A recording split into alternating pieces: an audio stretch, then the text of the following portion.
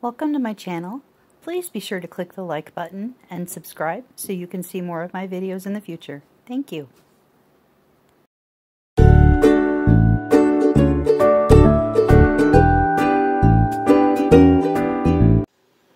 Step number 1, you want to make sure you have your rings ready. You want to make sure that your jars are clean and sterile, and I have done that. I have them drip drying on a rack. And I have washed and rinsed my lids. My canner will hold 8 wide mouth pint jars. So that is step number 1. Have your rings, your jars, and your lids ready. Now I will boil some water and put my lids into that water. And the reason I do this is because I have found out that if I don't, my jars do not seal properly. I know a lot of the boxes right now are saying, oh no, you don't have to preheat your lids. I'm calling phony baloney. Do it. I had too many jars not seal last canning season, and I'm not going through that again. Since I started warming up my lids again, I have not had any problems with any of my seals. So please, heed this warning and warm up your lids in some hot water. I just put 2 cups of water in my microwave for 2 minutes. And another neat trick to tell you to get them out easier, I stack them like this so they do not stick together. Every other one, just like this. Makes them so much easier to get out. Because if you stack them like this, they tend to want to stick together inside of each other. So that's how those will go into my hot water. And I will show you that when I have that hot and ready to put those in. Okay, there is my super hot water in my super big mug. I just got it out of the microwave. It was in there for 2 minutes. Here go my lids. 1, 2, 3, 4. And remember, we're alternating them like this so that they do not stick together. It makes them so much easier to take out.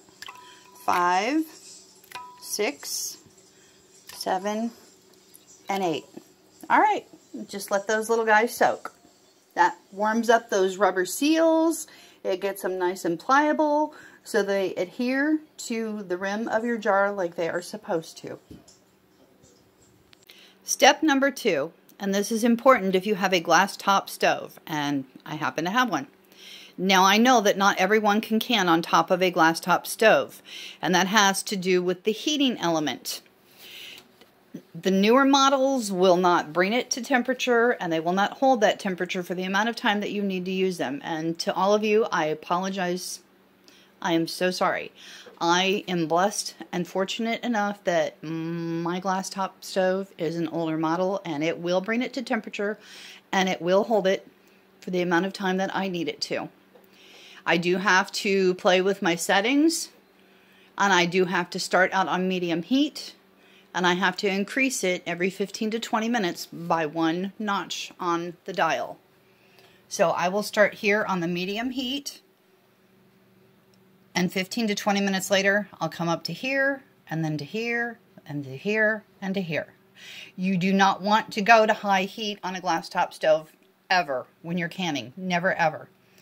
Don't go past 9. The next step is to make sure that your pressure canner is clean. You'll have to ignore all of this inside of it. It is clean, it is scrubbed, it is spotless. After using it and using it and using it, this is what it looks like. Do make sure that you have your plate in the bottom. Your jar should never set directly in the bottom of your canner. This comes with this plate, and it needs to be in there. Jars never go on the bottom of the canner. Never ever. They will crack and they will break. Next, you want to make sure that your lid is ready and that your gasket, if you have one, has been oiled and that there are no cracks in it, it's not dried out, and it's ready to go. Something else that you need to do is hold it up to the light and make sure that you can see through your vent hole. And I don't know if I'm going to be able to get that on camera or not. There you go. And I've already checked this. I can see through it. There's no debris in it. It is clear and ready to go. You also need to make sure that you have the proper weight for your area, your altitude. You can find that on Google because you will need this. I have a jiggler. Some of you may have a dial. All right, so that is ready to go as well. Next, you need to add water to your canner. We are going to do cold jars, cold water, cold canner, cold product start. And my canner requires 3 quarts of water, which is 12 cups. And I can't get the lid off of my water jug. Our water here is horrible. We have a purification system, so I put water into my jugs when I need quite a bit. So we're going to get our 12 cups of water into the canner.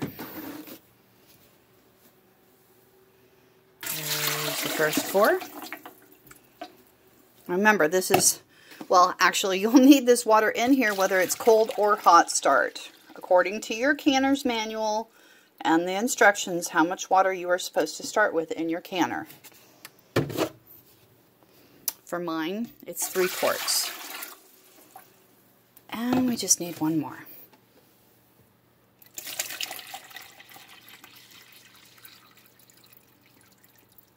And there we go.